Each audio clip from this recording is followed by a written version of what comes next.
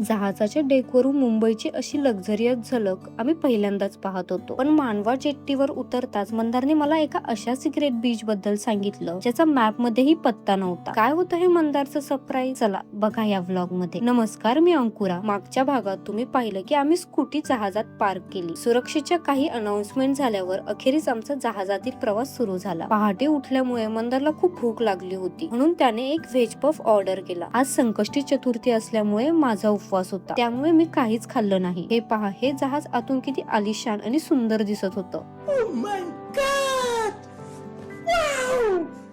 नंतर आम्ही बाहेरच्या डेकवर आलो. अथांग समुद्रातून मुंबईची कोस्टलाईन पाहण्याचा आनंद काही वेगळाच होता. ताज हॉटेल, गेटवे ऑफ इंडिया आणि मुंबईच्या उंच उंच इमारती इथून अप्रतिम दिसत होत्या. वाटेत आम्हाला प्रचंड मोठी व्यापारी जहाजही पाहायला मिळाली. सकाळी लवकर उठल्यामुळे मला थोडी झोप येत होती, म्हणून मी आज जाऊन एक छोटीशी डुलकी घेतली. बरोबर 1 तासात आम्ही मांडवा जेट्टीवर पोहोचलो. जहाजातून बाहेर जाण्यासाठी गाड्या आणि बाईक लाईन लावून उभाच होते. आम्ही स्कूटी घेऊन बाहेर पडलो. काही मिनिट स्कूटी चालवल्यानंतर आम्ही एका छोट्याशा दुकानापाशी थांबलो. तिथे मंदारने गरमागरम वडापाव आणि मी चहा घेतला. पण खरी मज्जा पुढे आहे, कारण मंदारने आधीच एका सिक्रेट म्हणजेच लपलेल्या बीचवर जायचं ठरवलं होतं. तो सिक्रेट बीच कोणता होता आणि आम्ही कोकणातले कोणते कोणते बीचेस एक्सप्लोर केले हे बघण्यासाठी पुढचा व्लॉग नक्की बघा. त्यासाठी नक्की सबस्क्राईब करा. हा व्लॉग आवडला असेल तर नक्की लाईक करा. टाटा.